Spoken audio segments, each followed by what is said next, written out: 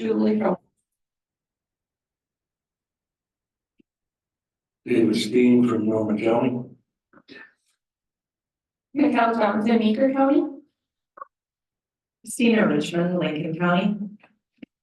Tammy Nelson, Lincoln County. Mary Nancy, Exxon County. Sandy Erickson, Exxon County. Annie Anderson, Yellow Medicine County. Stephanie Zambach in Wilton County. Michelle Linnell, Wilton County. Kit Johnson, Traverse County. Hi, Carrie Bellward, Todd County. Chris Kasubi from Todd County. Randy Molden, Swift County. Trista Nelson, Swift County. Ashley Carr, Grant County. Hillary Risbrook, Grant County. Mary Ellen Lee, Murray County. Jessica Wald, Meeker County. Helen McNamara, Meeker County. Holly Wellendorf, Big Stone. Heather Henrich, Big Stone. Sherry Bacon, Stevens. Terry Nagy, Woking County. Randy Roran, Wilkie County. Okay, thanks everyone, and welcome. We have lots of new faces at our county, so certainly all of you could come today. I think we'll start. Mike wanted to share maybe a few words, just a little update on CPT and what's happening.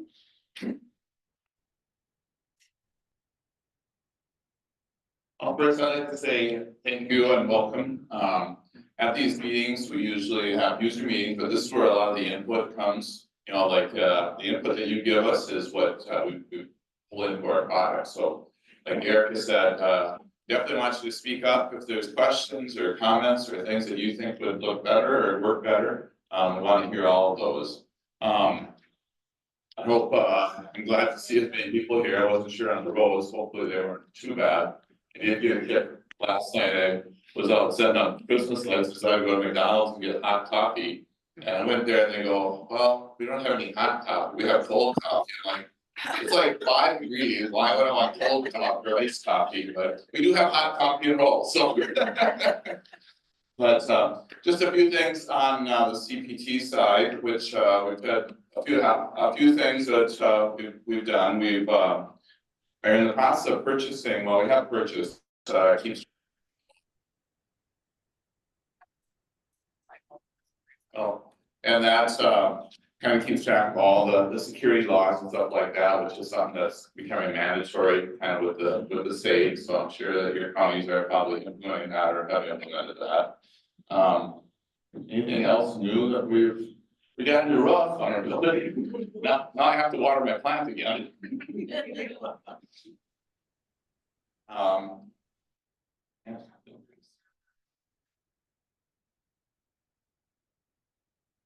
When are they rolling out the new payroll? Update, like tax, that they're gonna do tax, not green screen anymore. Oh, for tax. Well, we got Gwen here. We've been working, we're starting testing on it.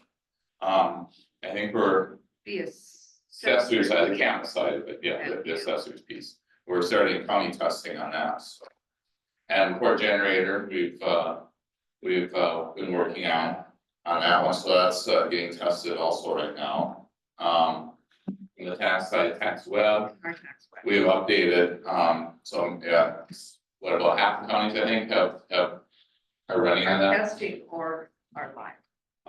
And that one's kind of a lot nicer interface on it, and that's a public facing tax web. So that's kind of what the mortgage bankers, outside people also see, so I think it's a lot more user friendly for them, but that is part of the tax, was part of the tax rewrite, so kind of phasing that in. So that kind of answer your question. I guess any other questions on CPT in general? Otherwise, I will let Eric and Heidi do what they do best, so. Yeah. No, I don't think they want to hear me talk. Thanks, Mike. And just to piggyback off of that, right now, a lot of our, vast majority of our programming resources are being dedicated to that tax rate. For smaller things with other modules, bugs, things like that, those are being dealt with. But after we're done with tax, our next project will be payroll. So we will be hitting you guys up for a lot of feedback, Input. because certain things on the menu, I don't know what they are. I've been there 10 years. I'm guessing they were asked for at some point, we added. So if they're obsolete, we don't need to put those in the new module, and obviously other things that would work better, in our rewrite, so we'll be, like I said, hitting you guys up for all of that. And apologies to the people on Zoom, we are having, seems like a little bit of a flaky internet issue, so sorry you guys lost connection there for a second, so hopefully it will stay, but I will turn it over to Heidi for the first part here of our presentation.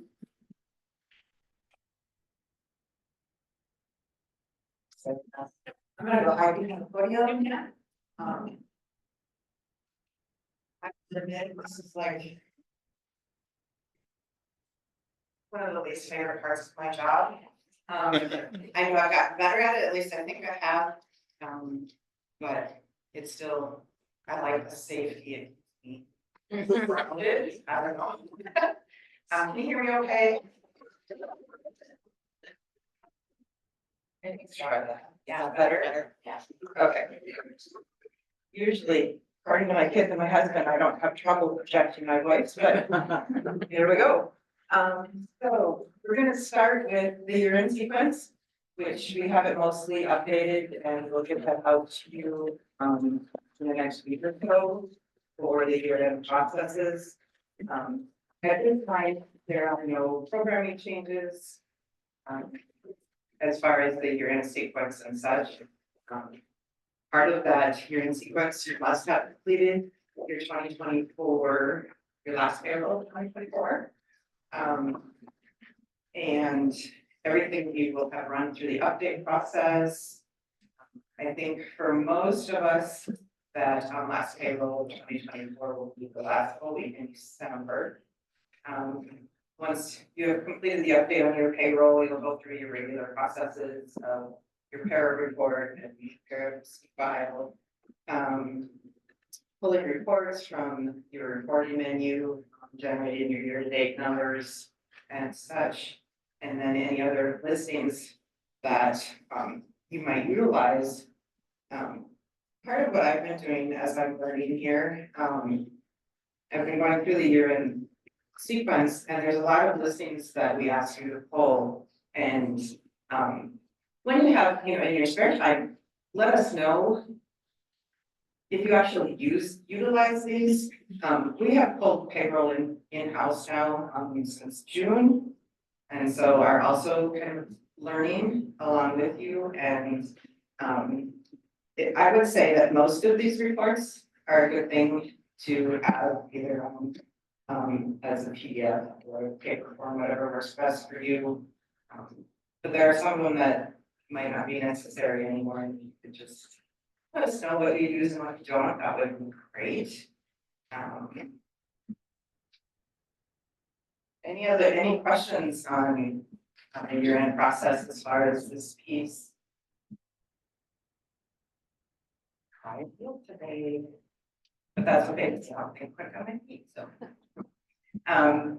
So what the year-end process does is it gives us our year-end, the reports and where you're at year-end, and then you proceed on to the actual year-end reorg. And what the reorg does is it prepares us for 2025. It clears all our month-to-date, quarter-to-date, year-to-date numbers. It clears the balances in your recurring production screens, so you can stay out fresh within the year. It also creates your work files that are necessary for producing your W-2s, your work comp report, your para, exclusion report, and your employee benefit status report. Also, during the reorg, inactive employees are purged and moved to historical files. They're always available to you, they just won't appear and be messy in your reports and such.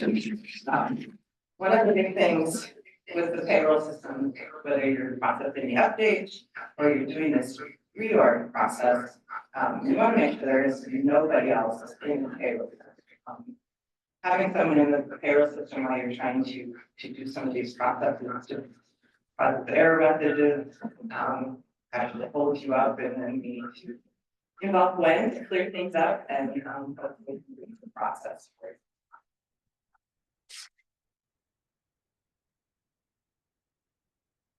Once you have completed the reorg process, if you want to let us know, then we update your tax tables for you. I checked yesterday and they're not, 2025 tax tables are not available as of yet, but once they are, then we put them in our system and we upload them into yours. When they're there, then we will send you the information so that you can double check to make sure they look correct in your system. We haven't had any issues in the 5 years that I've been here, but we do like to verify that those numbers are good. Am I in trouble? No. Oh, okay.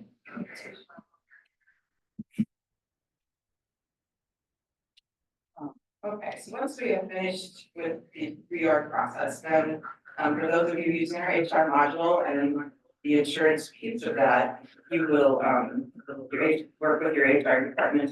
For some of you, that's you, and then transfer that information over to your payroll so that you are ready for your new deductions in 2025. Another piece of the reorg or the end of the year process, and we've received notification that union dues are changing for 2025. And that is up to each individual county to update your union dues. That is within the payroll processing menu, option 17. And then the fun stuff that gets to January also is your W-2 reporting.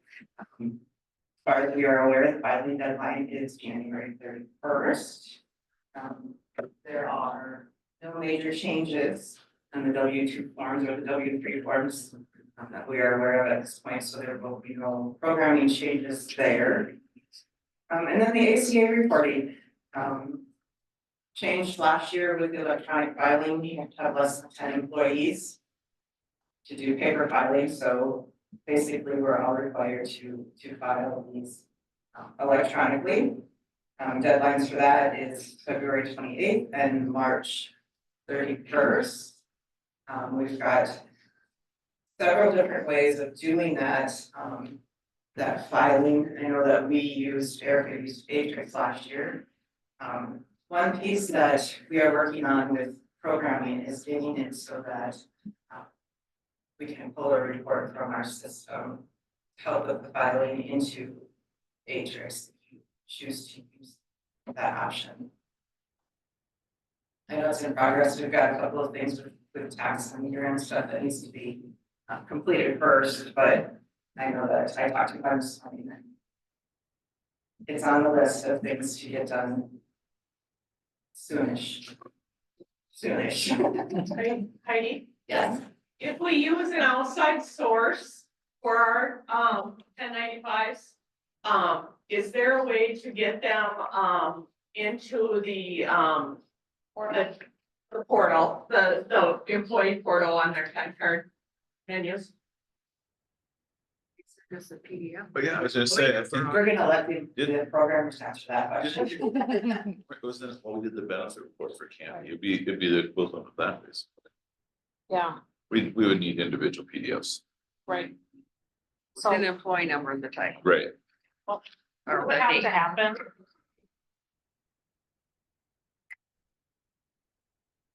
So if you get a big PDF file from whatever that vendor is of all your 1095s, We would need first them to be separate PDFs, which we have a command, I think that can do that, Yeah. correct? Yep. So as long as the tie would be what, then the social? Cause you probably wouldn't have, Employee number. okay, so you may have to add the employee number to each of those records. So you know that employee number 486 is Marlene, so that when you sign in, it pulls that. Kind of similar to how the imaging is on HR, kind of we're familiar with that. So it's possible, When you say separate, each person is separate or? yes, but that's not, I mean, so. When you sign into the portal, that's pulling up your credentials, so your employee number, so the portal needs to know. What file to grab in all those PDFs, so the unique number is the employee number. You don't want to store a file with the social security in the name. Right. No, You don't want to do that. no, so I would have, if I have 135 employees, I have 135 files that I'm gonna somehow get to you to. Right. And if it comes all in one, we have software that can break them apart, Yeah. So you wouldn't have to go save each one, we could split them, right? then you would have to probably edit the names to have that employee number as part of the name. Cause I'm guessing the way it does in PDF is that it saves a separate page for each employee and it's just one big PDF that we get. So we have software that can split the pages out. Okay. No, if we could. So yeah, just to tag team a little bit off of what Heidi said, we talked about this at length at the HR meeting, which I know some of you were there, so it's probably repetitious, but. We know that Affordable Care Act reporting now, the new threshold has become very costly for counties, I mean, incredibly costly. So we actually had a county reach out to us and say, could you help us, could we get something? So if you remember the old way, with our system, you would still import that insurance file. You make your modifications for all the coding, you know, that was all year or certain months that that employee had coverage or had an offer of coverage. Because that's where the busy work is. And you would do that as you have in the past in our system, and then we would create a report that Heidi mentioned, and that could be put into this file with Atrix, because Atrix has a spreadsheet template, and we pretty much have all the fields that they require. So that way you pay very little per W for 1095, and they would do both. They would do the 1095 and then the electronic 1094 filing. And that would be a fraction of what you guys pay for some of those services. And at the HR meeting, several counties were interested in that. Because they found our system pretty simple to navigate. I mean, there's no way getting around the busy work because it is busy work, so figuring out, like I said, every month what coverage they had and if they had an offer of coverage. So we'll have more on that to come, but I will have to check on Atrix again to see if they have a new spreadsheet for this next year's 1095s. And then, like I said, Gwen is working on getting that, so that should be fairly simple and, like I said, significantly less money than you guys have been paid. I should look that up. It's Atrix like 195 employee. That's what it was. It's very inexpensive. I can look that up on my phone here. When I turn this back over to Heidi. So anyway, hopefully that kind of makes sense. But like I said, there was quite a bit of interest at the HR meeting to do that for users and save their county a lot of money. Any other questions on that? All right. Thank you. So my last little bit here is about ESST. There were some updates to that law, effective May 25th. They are no longer requiring that the ESST hours be displayed on your check stub. However, you are still required to make that information available to your employees. It no longer needs to be a separate bank if you have PTO or sick time that already covers the minimum requirements, then you can make them the same bank should you choose, as long as, you have all of that verbiage in your personnel policy that they are able to take or sick time, PTO, whatever you choose it to be called, for those ESST options, requirements, not the right words. So, and they also, with changes in May, clarified the coverage of employees. So there are some employees that are not required to be covered under the ESST laws. And effective January first, that that is, effective January first is when you can combine your ESST hours into your PTO bank, as long as you have the correct verbiage. And then the new law that's coming into effect January of 2026, our Minnesota paid leave. We are also visited with Gwen about, part of that is you will be reporting, wages similar to what we do with the unemployment. And, there's one piece of that requirement that, our elected officials now are gonna be covered by this Minnesota paid leave, is my understanding. And so we have to tweak our, unemployment menus so that we can report for those elected officials, for your quarterly reporting, and that is also in the works. So are there any questions?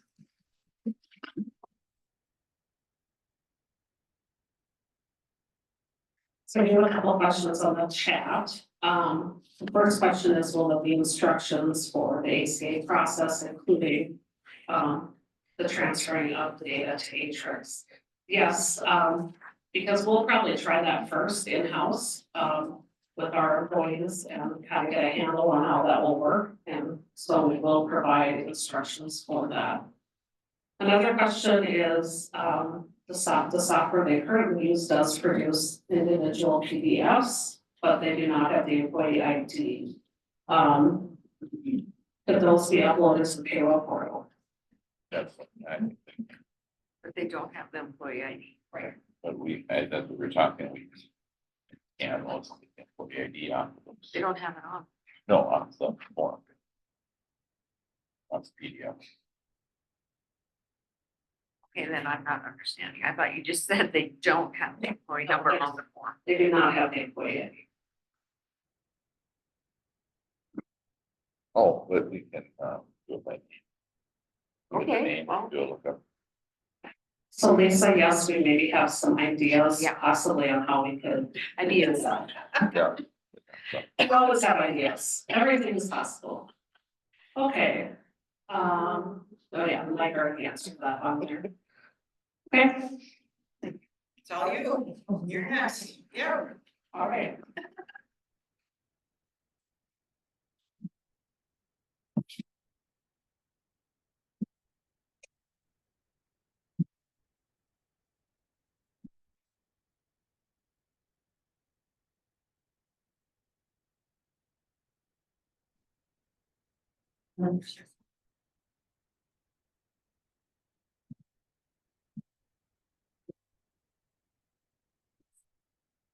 Okay, the next thing we want to talk about is the relationship between HR and payroll. I know some of you only have the payroll module, so ignore this portion of the presentation. But we just wanted to clarify a few things. What things do transfer from HR and what things are solely in pay. So if you work in HR, anything with the red asterisk does transfer over to the payroll module and update. And that all happens based on the date. If it's a change to the demographic file, address, W4 or something like that, or pay period, if you're doing a change with the benefits within the pay. You know, even if you have supervisors in HR that you have checked as a supervisor, that does not communicate with the time module on payroll. And with that being said, it doesn't have to match what is in payroll or HR, meaning if you have an employee who works in multiple departments, they may have multiple time cards to accommodate those needs, so they may enter their hours accordingly based on where that work is being performed.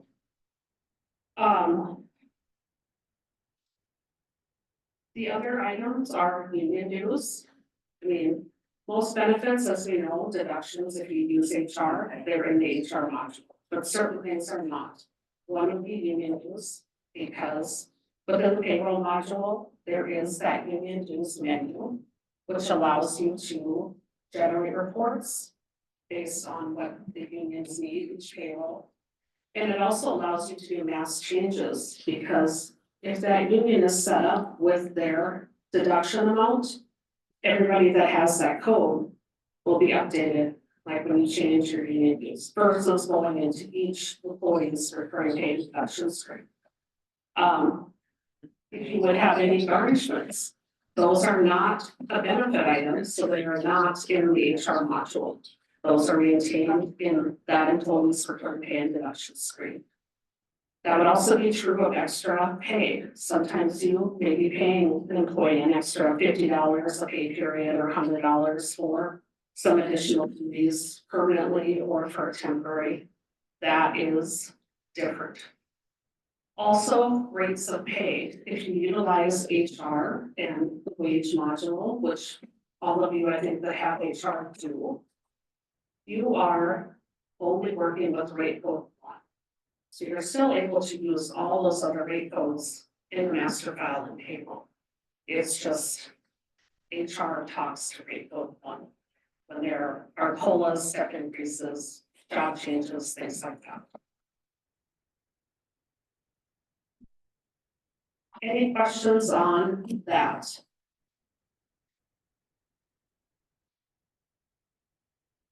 A very quiet group this morning. Okay. Now I'm gonna have Heidi sign in and we're gonna go over just a few things with the time card maintenance. And then after that, we're gonna take just a quick break before we get to our roundtable. So I just want to go over a few things for best practice for timekeeping. As I said earlier, this is all in the payroll module, not in HR, and it can be different than what's in HR. So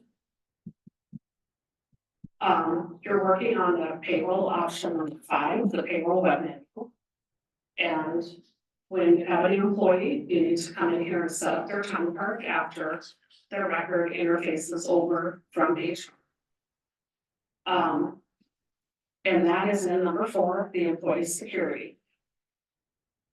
And so if you pull up, you just pull yourself up. I think we have to share the screen again. Oh, in yeah. Payroll.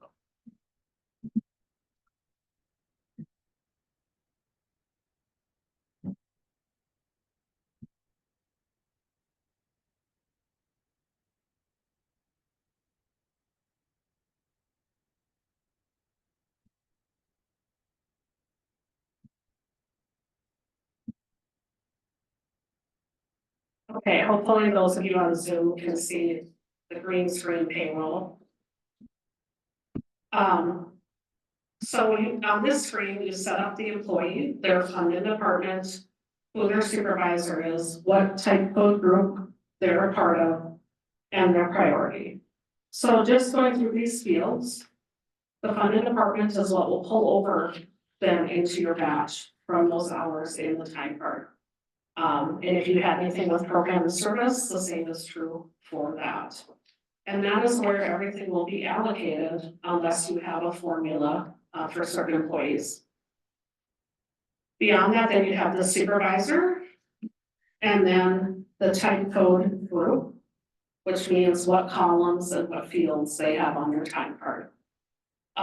For example, salaried employees, some counties only have their accruals, like vacation sick, things like that. Some counties do still have salary employees put in their hours that they work every day.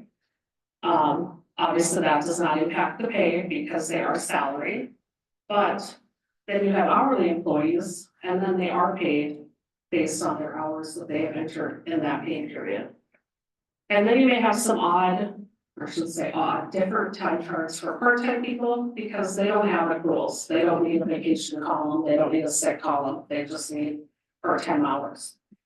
Some of your law enforcement dispatch, family services people may have some call out, shift differential, extra pays for different things. And you're able to accommodate all that on that time card. In your time cards, you have 3 pages, 7 columns per page. So you may have up to 21 columns on an individual time card. Thank you, Heidi. This screen looks very similar to your transaction input. So you're saying what that type code is, if it's an hourly type code or an amount type code. For example, some people have call out pay, mileage, maybe meals. You can have that all in your time card if you would like. And your description is what the employee sees in their time card. So type code 1 might be hours worked, or it might say regular hours. It doesn't matter. What the employees will see is what you type in that description, and those can be different. So they make sense to your employees. And then your rate code of pay, which this is a salary time card, so it is a rate code 5. Because we don't get paid truly on the hours we work or pay the salary. And then if you do have override rates, or if it is an overtime situation or a shift, then you're utilizing those other columns. And then the last 3 columns are kind of how you want it to display. Which page, like I said, you have up to 3, and then which column on the page. And then the summary column, for those of you who sign in as payroll clerk, or if you are a manager, you see those items, those are summarizing into that, because in the event you have 20 columns, you don't want 20 columns to try to approve as a payroll clerk. So this kind of is a consolidated view, because you're always able to go in and see all those details if you would like to for an individual.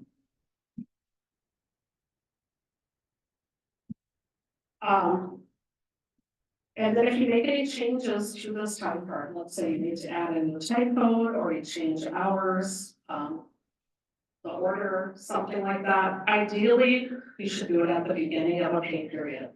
Because if you've ever had an employee or yourself see a column that has an X, like hours worked X, that means those hours were entered, but now there's not an exact match in that time card anymore. So the hours are never gone, it just doesn't match what's in there today.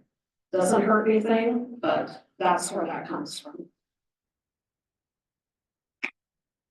Okay, and then the big changes, like supervisor changes, we know there's a lot of those with staffing changes, people being out, people leaving.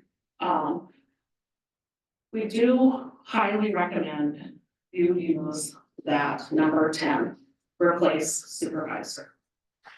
Did you go back into the employee maintenance or employee security back 2 years again? So for example, we pull up Heidi, let's say we're changing Heidi's supervisor to be Gwen. If I just change that here from my number to Gwen's number, that is only going forward. So if Heidi has entered all her hours in for this payroll and the next payroll, Gwen isn't gonna see them because they're all under me. And actually, I'm not going to see them because I'm not her supervisor anymore. So this is where you run into people saying, I can't see the hours. And the payroll clerk says, I can see the hours. This is where this is coming from. Because I know it seems complicated, but it's very straightforward hierarchy. You have to have, the supervisor has to have the matching funding department, either as a 1, priority 1 record, or a 99 if it's not something they enter hours in, which I'll come back to that in a second. So by changing in the replace supervisor, it will update this field And I'll also update the time records that have been entered. And you will save yourself a lot of headaches if you use that feature. And you don't just want to do that pay period you're in. We suggest you go like through the end of the year or into next year now at this point, because you know you have some employees that have entered everything for as far out as they can, and all of a sudden you're fine 2 payrolls, and then now all of a sudden something's swampy, and it's because you have some time. So now I'll have Heidi hop back into the replace supervisor option.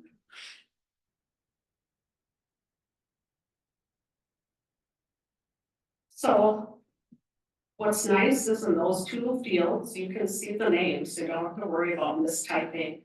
So if you put in my number, which is 6.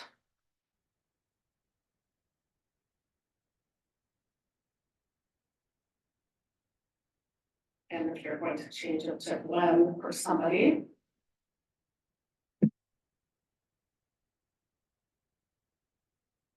It shows, so you can confirm, this is what I actually want to change.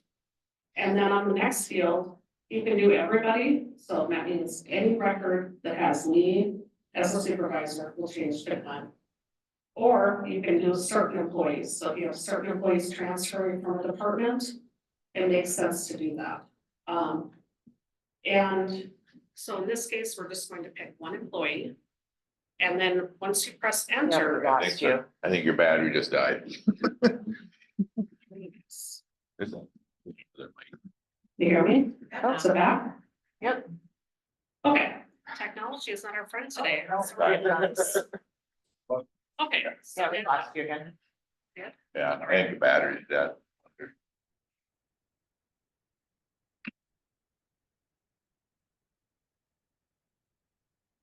Okay.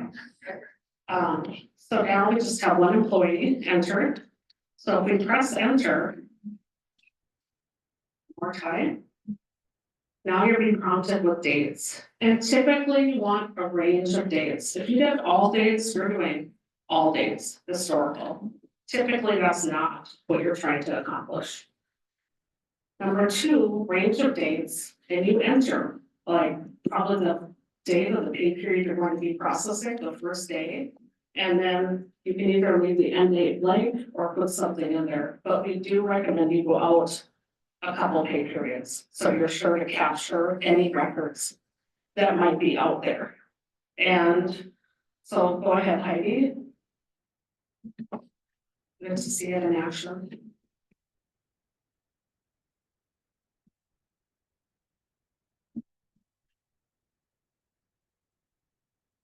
Okay, now if we go back into employee security, you will see that that has been changed to 1.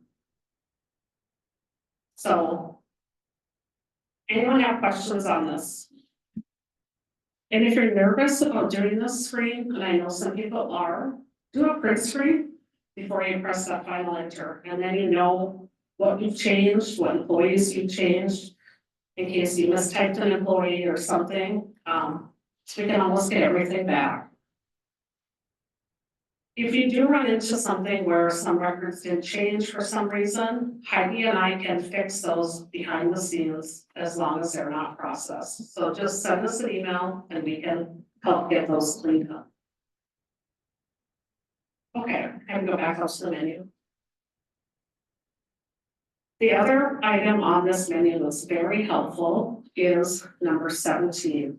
Number 18, the online time card listing. You're able to see all those time records. So if you wanted to run a report before you made some changes to anything, you could see what's out there before you start changing time cards or supervisors. You can pick by date, by type code, by whatever you want to do. I just helped accounting the other day, they had a rate code set up incorrectly on their time card. So we ran a report for that type code to get everybody changed, because there's not a mass change like there is for the supervisor on the rates.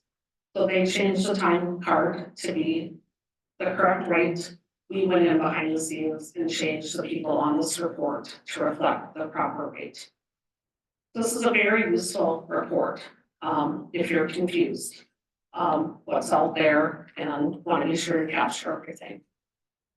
So you and I have talked many times about the date range thing. Probably your microphone.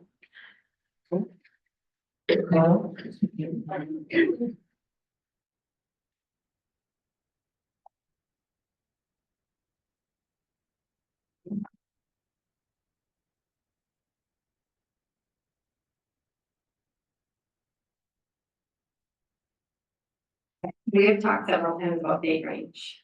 Because some are based on the beginning and end date of a certain pay range, and some are based on a date.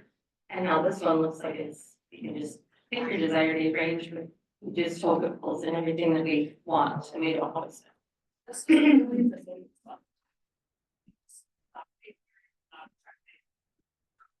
The dates of the transactions. So if you wanted to run for a certain day, a certain pay period, whole year, that is actual dates. So if you enter your hours today on 12/5, you can run it for just 12/5 and that would be 12/5. But yes, I do want to talk about your reports at the round table. Might not come up to the front. Just teasing. Okay. So this is just, like I said, very helpful because it's very specific dates and you can narrow it down further by type of employee, supervisor, et cetera. Okay, the last thing with the time cards. What are your question? Yeah, I was gonna ask, when we run this report, did it end up being where we can see the supervisor comment on the report now or not? Do you know? You don't see the supervisor comment anymore? We hadn't for a while, so I wondered if it is showing or isn't showing. What? I don't think they made a change to that. The supervisor comment is not showing on the report. Ours isn't there, I right? don't think we Yeah. have, Okay. but you did have it and now you don't. No, we hadn't had it, and I was just wondering if it did, because we brought this up a while back, but. Okay. So Marlene, you don't think you guys have any? I actually think we do. Oh, I actually. I know the column was there, but the comments weren't showing. We can, well, play with that, okay. let you know if we see it. I don't believe they made any changes to that. Would you agree, one? Yeah, we see employee costs. Let's see. Because the comments should be on there. That's another good point on that report. The comments are there. Okay, Eric, I don't know if this is the right time or a roundtable would be better, but I know yesterday when we were talking about the printer output, how you can dump it. Yesterday in the past meeting, we were talking about printer output and how you can dump it to a PDF. And I don't know, maybe most people know how to do that, but with the new newer clients. Under printer output up here.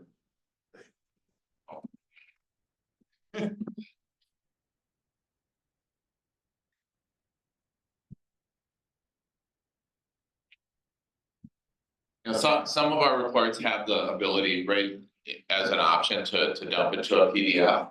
But on this here, if you go into printer output on top, it shows all your school reports that are out there. And any of these here, you can just right click on it, don't you? And it'll give you the option to maybe double click even.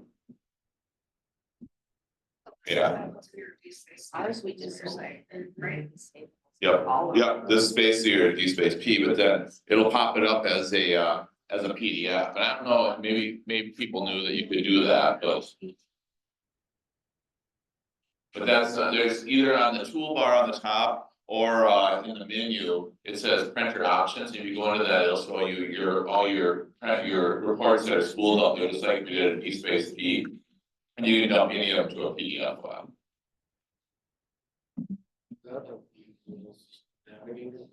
It is, but you know, that one would error a lot of times, the old one.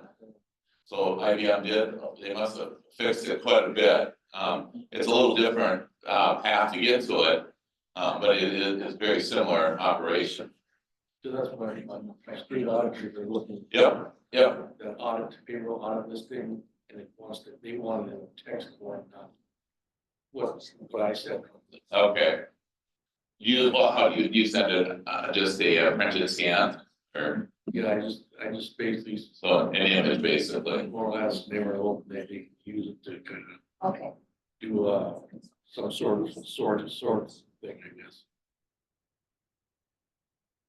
Well, this will dump into a PDF, then you can email it and sort it and if that appeases them. See what happens. All right, Thanks, Mike. I don't think I did when I knew that. Surprise, no, we can set up some more in our recap, we'll have some print screens and tell you where to look, because I know it's hard to imagine what's on your computer when you're sitting here, so we'll take a look at that and put that in our recap. But that sounds like a great option. A great and option. that's only with the new one, if you do not have the newest version, you could just contact me and we can work with your IT and get that installed, but you should be able to see it on the top there under printer printer output. Okay. All right, can I have you go back to employee security ID for just a second? So circling back to that supervisor and when you use the 99 record. So in this case, we're pretty boring on CPT. We have like one fund, one department. We don't have a lot like you guys do at your counties, multiple funds, multiple departments. But to be able to see somebody's time as a supervisor, those items have to match. You would have to have that fund and department and program and service if applicable. By putting a priority status less than a 99, you are giving that supervisor a time card. So if you work in the auditor's office and you're approving somebody in veteran services, you do not need a time card for veteran services as a supervisor. You aren't going to be entering any hours yourself to veteran services. So by giving a 99 record, that creates the path for you to supervise that time and approve that time without giving you a time card. Now, if you yourself are entering in that, like we are here, we're all priority one. We don't need a 99 record because we all match. So typically, if you have a new supervisor and they're not seeing somebody on their approval screen, on their manager tab, that is what's happening. We have a break in the hierarchy, so you kind of got to step through and say, here's what the employee has. Here's what the supervisor has. And normally you can find where that breakdown is. And as always, if you can't, reach out to Heidi and I, and we'll be happy to help you with that. Anything else on time cards? No, that's very boring, but we do get a lot of questions on it, so we kind of wanted to break it down a little bit today. Any questions on the time cards? Okay. So why don't we take a break till about 11:15? And visit with you guys individually, and we'll be eating about 11:45-ish. So we'll come back and do the roundtable discussion. With some topics you guys have brought up, and hopefully we have some other ones that we will share today.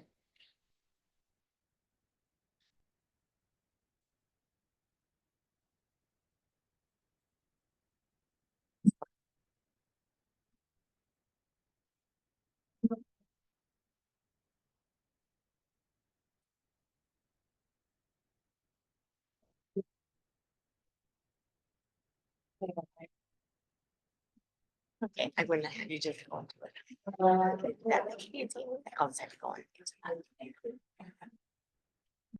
Might take.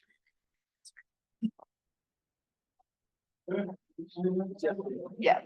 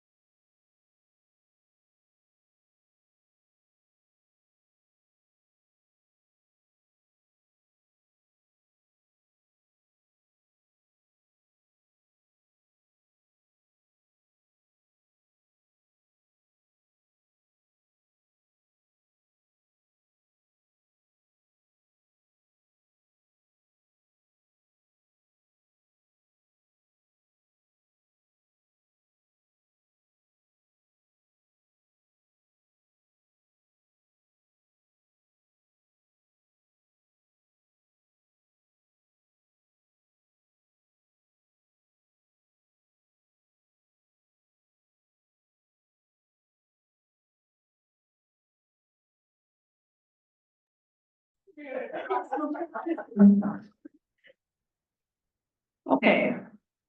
Welcome back. So now it's my favorite part of the meeting, the roundtable discussion, which really not so much of a roundtable, so we have to use our imagination. But this is also part of the meeting gets very hard for those individuals on Zoom. So if you do have a question, please use the microphone and try to minimize conversation, because somebody asks a question and we end up talking to our neighbor and asking what would they do at their county, and then all, some people are guilty, I can see by their faces. And then all the people on Zoom, all they hear is a lot of static and buzz and murmuring, so, anyway, so we got microphones around, I can bring a mic to anybody. I got the battery change in this one too. so. Oh, you did, okay. So. All right, so a couple of things we have. Some of our reports we have taken to an Excel option. A PC file, I should say, in the green screen language, and then you're able to import that into Excel. So if there are other reports, I know I have a couple requests from some individuals. If there's anything else you want to see that would be helpful, please let us know, and we can put that on the list, to make those changes to that report. What was that? And on that note, since we're talking about reports, Mary Ellen. She mentioned that. Sit back, see her. It's not Excel now, it could be switched to Excel.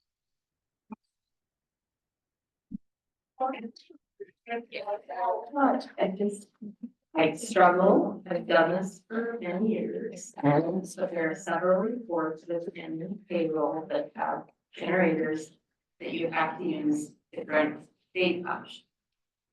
But sometimes, like I said before, it's from the beginning of the pay date range or the pay dates. I just wish there was a little bit better way that I maybe make notes that if I'm running this particular report under this menu, then it needs to be beginning of the date, pay date range, or if I'm putting it for like the PDRA, big one for the audit. I have notes that I've written the same note 10 times. It says, make your date range really big, so it pulls everything in. So that's all it is. So I follow up Mary Ellen is asking that on the CAN reports, certain things are check dates, range of check dates, like year-to-date journal is check date, which makes sense. Certain things are pay period dates, which probably makes sense for those reports. So I was just visiting with Gwen. Do you think it'd be helpful on those reports if you would say, enter check date, enter pay period dates, and then you would know?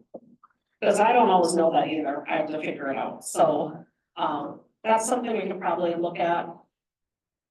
Maybe February, March, we can start chipping away at some of those after the year end insanity.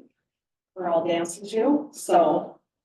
And as far as your wide date range, that is report generator, and that trips a lot of people up.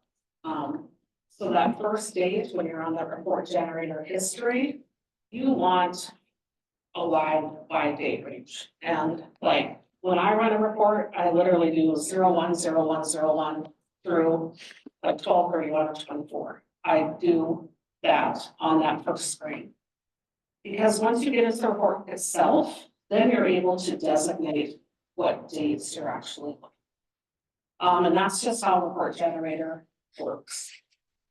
But if you have that first range short, you might miss a check run or part of the check run, and then your data is not correct. So, that is good advice. I'm glad you're doing that, because that is what you need to do. Any other questions or comments on reports? So you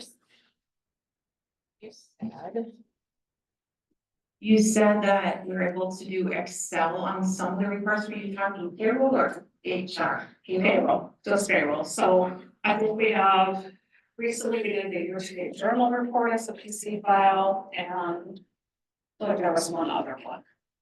So if there's other reports you're running, So two of them that we would love in Excel would be the vacation sick comp and the employee deduction benefit report. And Dave, which report, I think that would fit, the one for the auditor too. Yeah, payroll audit list. That it runs, it, you know, basically we're running the payrolls for the year. And, all right, I was just having a tough time with, because I didn't know about the, I have to do. The new client. And I didn't know about that printer option. That could give me, that might be helpful for me then to get it.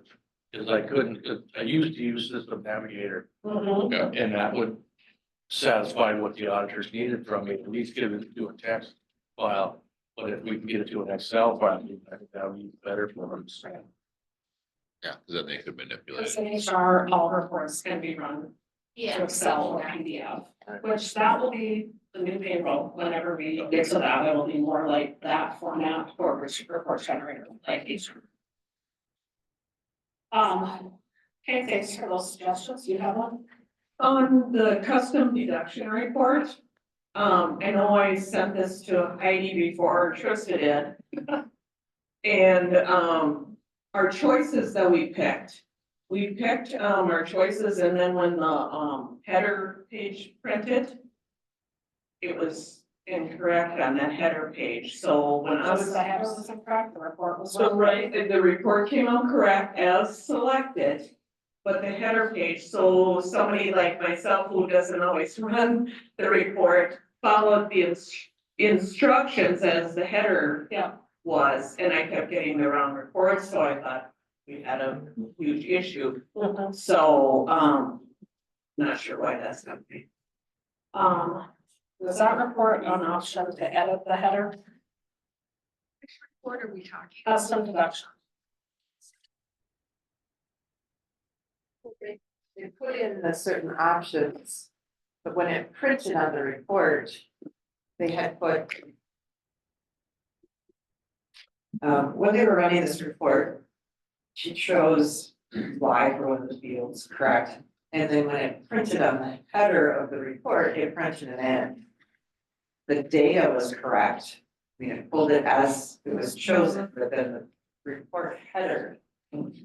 So that came from the options. Okay, well, we can fix that if we, yeah. If it's. Pretty wrong, sure. Okay, I think we can fix that. Thank you.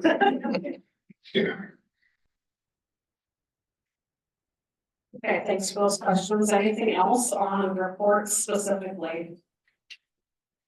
Like we ran that employee.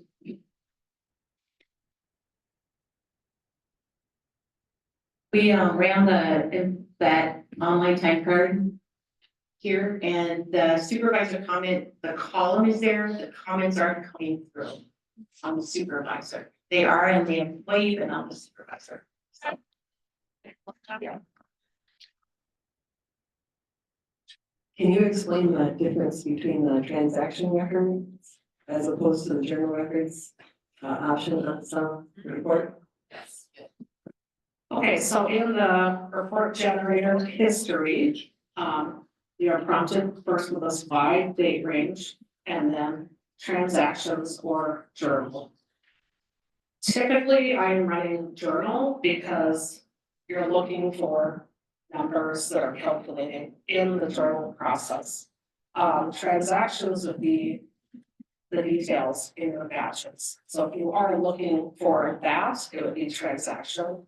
And journal would be more, you're looking for the parataxable amount, things like that, and just run the journal to calculate that. Am I explaining that clearly, Glenn? She's not listening. Yeah, you're not listening. Pay attention to the front row, please. I'm such a distraction. Oh, we know that. Sandy had asked about report generator for transaction or journal. So transaction is if you're looking for stuff in the batches. Right. And then journal would be obviously in calculations that you can see on the The checks. Yeah, the check numbers, all of that, because you're not going to have that in the transaction. You're not gonna have the check number, you're not gonna have parataxable values, you're not gonna have the net pay. Any of those fields, so typically. We're looking for dollar values, so then you're doing the journal. And maybe this winter, maybe Heidi and I can do another report generator. Zoom training.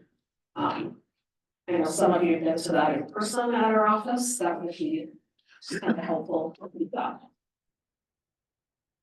Okay, anything else on reports? Okay, great questions. Now just open the floor kind of for county tips. Like I mentioned, we have a lot of new people at our counties. And processes you may have inherited from a predecessor that don't make sense to you. And you're wondering, why do we do that? Is this necessary? It's a great group of individuals to ask any of those questions. So does anyone have anything they want to ask or some tips you want to share with some of our newer people?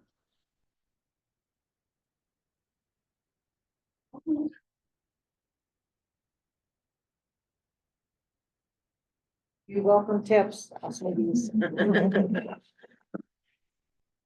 Sure, he gets them every day. Well, these people here though are the greatest resource because Heidi and I can help with the menu options. So a lot of times we get questions like, what do other counties do with this? Well, sometimes we know, a lot of times we don't know because that's specific to each county. So, you've got a lot of veteran users here that have a lot of good information and talent. So use them. Okay, anything else, anyone else wants to talk about? Any other questions or comments? If you would be sending out the sequence soon then, the year-end one, right? Sort of Year-end sequence. Yeah, you're sending that out soon then? the Zoom. Yeah. What did you say? Soon. Sequence. Sequence, yes, soon. I think Heidi has it pretty much done, you just need to review it and.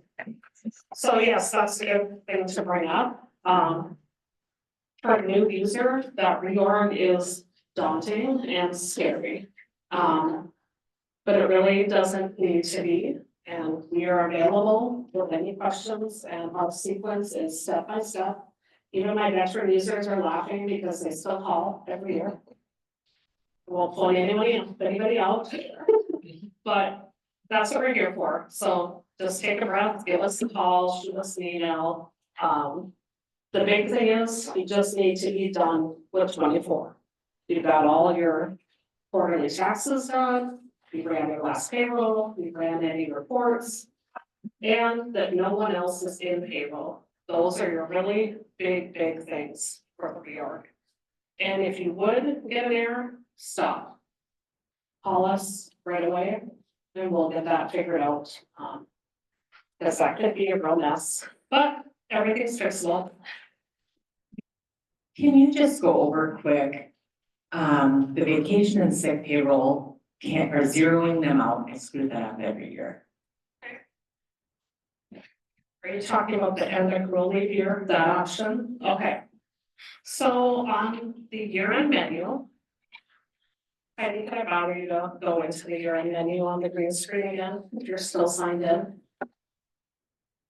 So I'm giving you the right options. First option is the reorg, which like we talked about is getting ready for 2025. The next option on that is end accrual year leave. So what that means is, if you look at that personnel page for employees, or even your vacation sick comp reports that generate with payroll, there is always there's a year-to-date accrued and a year-to-date taken. So what happens when you end that accrual leave year, we are zeroing out the year-to-date accrued, year-to-date taken. And if you have any type codes or accrual codes that the balance is clear, like I said, use it or lose it, those will be zeroed out. So where it gets sticky for counties is your policy on those use it or lose it type things. Because vacation and sick typically carry over, but let's say you have personal days or a holiday or something like that, and they're allowed to use that all the way until 12/31. Well, 12/31 isn't going to be processed in 24, that'll be processed in 25. So then you run into an issue. Because that is the new year, and you can run that end accrual leave year after the first payroll in 25. But as I said, now we're clearing out those accrued and taken. So fast forward to June, you might have an employee come and say, I'm missing an accrual. Because they're missing one payroll's accrual because of the timing when you ran that end accrual leave year. But if they look at their balance, they're really not, but that's confusing. So like we personally have in our policy, it has to be used by the last payroll of the year.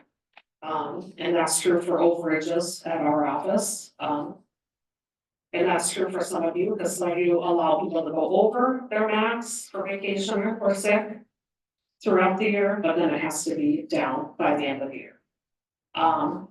Or if you do have those special accruals that are use it or lose it, most counties have tried to change their policy that they have to use it within that calendar year. So it's a clean break and a clean cutoff. And we've helped several of you do that, and I think it's been working better. On that subject, though, because we do have a personal leave day that if you lose, you don't use it, you lose that day of the year. This upcoming January, we're gonna have 3 payrolls in the month. So January 30 or December 31st isn't till the second payroll, actually in 2025. So I'm asking, I guess, other counties asking me about how we can help get that policy when you got unions that to negotiate with them, and they're asking, says right in there, I have till the end of the year, so. Anybody has any good verbiage for changing that? Yeah. We're in that right now, so. Yeah, that'd be good for me too, is, Yeah. 25 is, 26 is a new. Right. We'll be Right. discussing for 26. Right. I mean, I won't be, but, So I think, Murray, if you guys have changed that, you guys have on Swift. I'm gonna let you guys comment with any of that.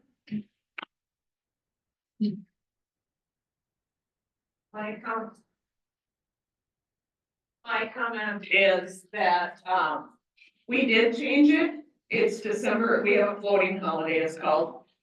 We changed it to December 10th, I believe, in their contracts. Well, that's all I'll say. It's changed in their contract, but there is not 100% compliance. follow through compliance, correct. And yes, it falls back on myself. I know that, but I know I probably have some kind of uproar if I, kind of, Basically lose it. yeah. I understand that too. So it's, union negotiations aren't fun. And you know, this last year, I would say I probably had maybe 5 of 130 employees that did not use it by the deadline. And then, of course, I just had to add it, so they got their next year allocation,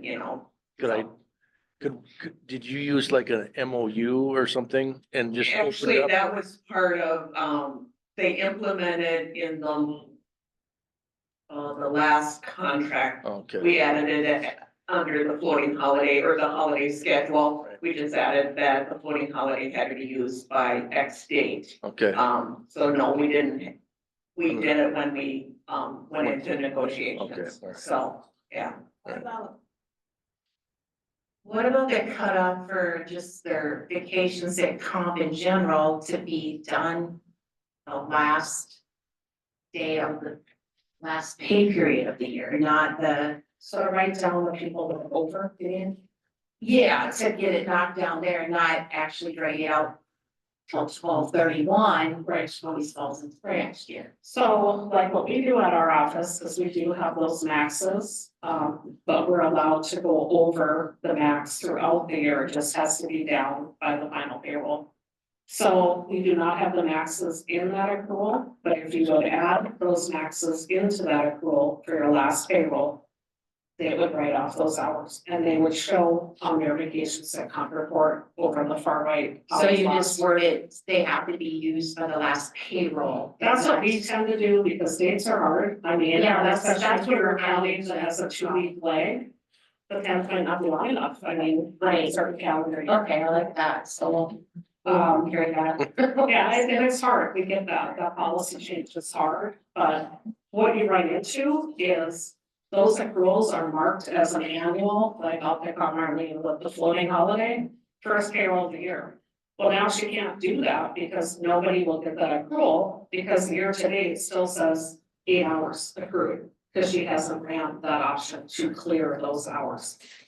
So I think what she did last year is still ran it and then just did a manual accrual adjustment for those individuals that were still into the new year, am I right? Correct. Yeah. So it's a lot of busy work. And it gets kind of muddy a little bit because now you look at their accruals, it looks like they got 2 days and not one. So you guys made the change too, Mary Ellen, right?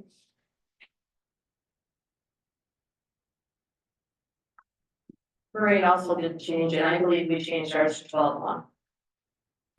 Just done, because it's just, as you stated earlier, the dates are moving. And even in 2025, the last payroll in our county is 12/31, which is 3 payrolls in December, and I've already contacted the ERA, she said you're gonna have to do, this is technically 27 payrolls then for 2025.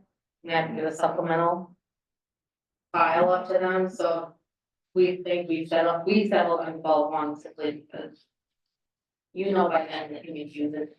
As far as sick vacation, I checked like every state period, and our county has state retirement, so anybody who's over their allotted max, if they don't use it, goes into their state retirement every year. And you mentioned that in your batch, so that's rolled out. Yeah. And so then I don't have enough to go on that at the end of the year because I'm doing it every day. And for the counties that have the max in all year, like when you go look at your accruals on the portal, it'll say hours lost potentially. So if they aren't taking any hours and they're at those maxes, they will not receive that accrual. They'll try, but they'll say over max. Or like this.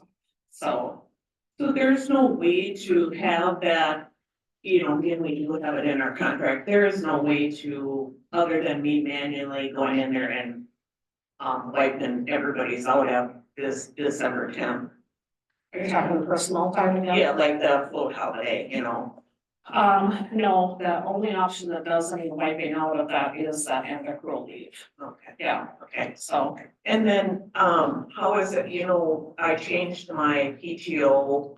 So that, yeah, so that they can go over their, hours Yep. during the year. Now I have to do something special, correct, this Well, if year. it has to be used by the last payroll of the year, you'd wanna put those maxes back in. Prior to my year journal, and then you would check your vacation segment report. And any hours over that max will be lost. Yeah. I know, it's fun stuff, especially, I don't get that, I don't get forfeit vacation, I mean, I will take donations, I mean, Yeah, I never thought I'd get to the point of, being scared of losing them, but I am, so, yeah. Yeah, you know, it's a hard place to be for the payroll person to implement and follow the policies that have been decided. But yeah, it's a good question. Any other comments on Dave's question? We have one down here. We At the county HR department, that sent an email out at the beginning of November to remind everyone. To use Okay. their stuff as just a courtesy, you know. Yep, and you can be gracious right out when you see that vacation sick time report and the people that haven't taken, those use their lucid type of rules, or do you know people are gonna be over their max? I've had to send that at my office. I won't tell anybody, but we know it's the front row. So, anyway. When? it happens. So I'm working on a policy that we don't need to need. But anyway, the same with the personal voting holiday, I would be afraid I couldn't take it, I'd be like taking that first, but apparently a lot of people don't. Go ahead, Sean. So my question is regarding the ESSU time and sick leave. Currently, right now, we do have them separate, so we are going to be combining them. Is there going to be a process set up so that will automatically do that for us? It will not be an automatic process. We need to do that in our office to do a test run. But I do want to put it in a batch so people can see it clearly on their check stub that hours are shifting. Because in our office, a lot of people have used those hours, some haven't. So we'll just be doing a transaction input. So it will be manual at that point, but also transparent for the employees. So will you be sending something out there? Yeah, we already regarding sent you our that? instructions, what we will do. Sure, okay. Yep, So does that still have to be tracked? Even if we don't track, so that again, does it still have to be tracked? doesn't seem like it by the law changes that came out in November. Yeah, because I think we were all, speaking for our office and several users, we had a lot of meetings on that. It did feel like you needed this information and you may have to give it, but nobody has asked and. And then even changing on the check stub, that was kind of a big thing and some people were going, no, you don't have to, even though that's what the law said. So, that's not in your head, you agree, right? Yep, There's yep. not any reporting, so. They'll wait 5 years and then tell us they want. It'll wait 5 years. Yes, well, Well, hopefully not, but. I do feel with this paid leave, at least they are they still have to do the East. thinking through some things, unlike the SST. Heidi and I went to a session, it was here, put on by our chamber and we had people from the state. And I don't know if any of you have had an opportunity to go to some of those. That was good discussion, so hopefully that is a little bit better planned and thought out, for all of those things, so. Any other general questions? Any other questions on the chat, Mike? Nope. Okay. Well, again, thank you so much for making the trip over here, and it's great to meet all of you new people at some of these counties, and thanks to everybody joining us via Zoom. Hopefully you could hear, and again, apologies for the technical issues, that we were having with that. Mike, it does look like you have one chat.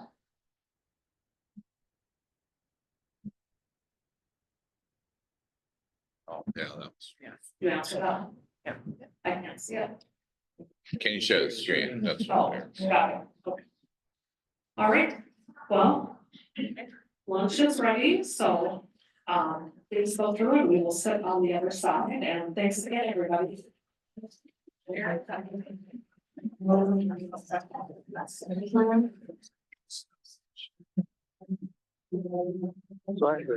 a quick question on that ESST. Yeah.